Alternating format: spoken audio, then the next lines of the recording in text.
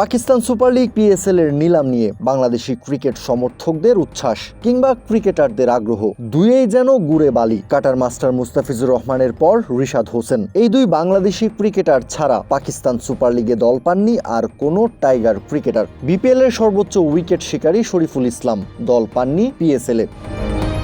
আরেক পেসার তানজিম সাকিবের ভাগ্য শরীফুলের মতোই, তাসকিন আহমেদ কিংবা হাসান মাহমুদও থেকেছেন অবিকৃতদের তালিকায়। বিপিএলে ব্যাট হাতে আলো ছড়ানো ওপেনার পারভেজ হোসেন ইমনের প্রতিও সুনজর দেয়নি কোনো পিএসএল ফ্র্যাঞ্চাইজি। অবিকৃত থাকতে হয়েছে তাওহিদ হৃদয়কেও। শরীফুল, ইমন, হৃদয়, তাসকিন এবং হাসান মাহমুদ সবারই ভিত্তিমূল্য ছিল 1,10,00,000 পাকিস্তানি রুপি। শুধুমাত্র তানজিম সাকিবের ভিত্তিমূল্য ছিল 60 লাখ পাকিস্তানি রুপি।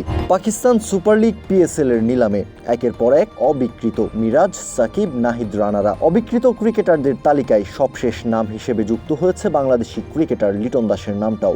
অকশনে তার নাম উঠলে প্রথম ডাকে তাকে দলে নিতে আগ্রহ দেখায়নি কোনো ফ্র্যাঞ্চাইজি।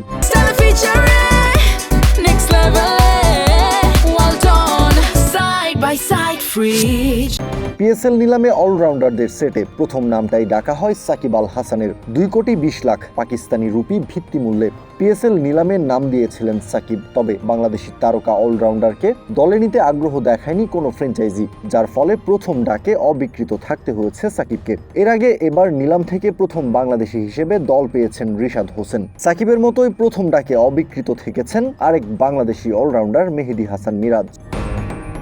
একই পরিণতি বাংলাদেশি ফাস্ট বোলার নাহিদ রানারও। 1,10,00,000 পাকিস্তানি রুপি ভিত্তিমূল্যের নাহিদ রানাকেও দলে নিতে আগ্রহ দেখায়নি কেউ। সদ্যই বিগ ব্যাশ মাতিয়ে আসা বাংলাদেশি লেগ স্পিনার রিশাদ হোসেনকে নিয়ে রাওয়ালপিন্ডি এবং করাচি কিংসের মধ্যে চলে তুমুল কারাকারি। 1,10,00,000 পাকিস্তানি রুপি ভিত্তিমূল্যের রিশাদের দাম শুধু বেড়েই চলেছে একের পর এক বিডে। শেষ পর্যন্ত তা গিয়ে ঠেকেছে 3 কোটি রুপিতে।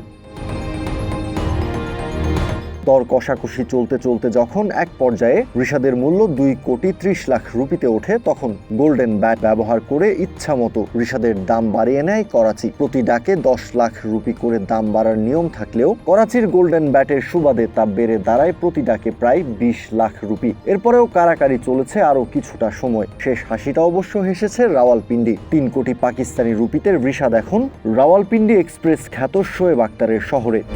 এতদিন পিএসএল চলে আসছিল ড্রাফট পদ্ধতিতে, তবে এবারই প্রথম এর নিলাম অনুষ্ঠিত হচ্ছে। নিলামের আগে রিশাদকে ছেড়ে দিয়েছিল গতবারের দল লাহোর কালান্দার্স, তবে এই দলটি আরও এক বাংলাদেশি মুস্তাফিজুর রহমানকে নিলামের আগেই সরাসরি চুক্তিতে দলে ভিড়িয়েছে। 6,44,00,000 রুপিতে লাহোরের হয়ে আসন্ন পিএসএল মাতাবেন মুস্তাফিজ।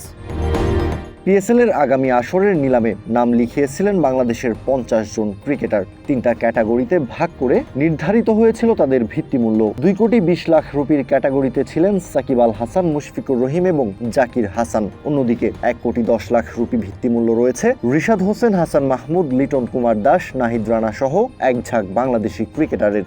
আর ভিত্তিমূল্য 60 লাখ রুপির ক্যাটাগরিতে আছেন আব্দুল গাফফার সাকলাইন, আবু হায়দার রনি, আফিফ হোসেন ধ্রুব, সাব্বির রহমান, সৌম্য সরকার সহ আরও বেশ কিছু বাংলাদেশি ক্রিকেটার। আসন্ন পিএসএল এ খেলবে মোট 8টা দল। চলমান নিলামের পর প্রতিটা দলে থাকতে হবে কমপক্ষে 16 জন এবং সর্বোচ্চ 20 জন ক্রিকেটার। বিদেশি খেলোয়াড় রাখা যাবে কমপক্ষে 5 জন এবং সর্বোচ্চ 7 জন। প্রতিটি স্কোয়াডে অন্তত 2 জন অনূর্ধ্ব 23 বয়সী আনক্যাপড ক্রিকেটার থাকতেই হবে এবং একজনকে অন্তত একাদশে রাখতেই হবে পিএসএল এর নিয়ম অনুযায়ী। কাউসার শান্ত, ক্রিক ফ্রেঞ্জি।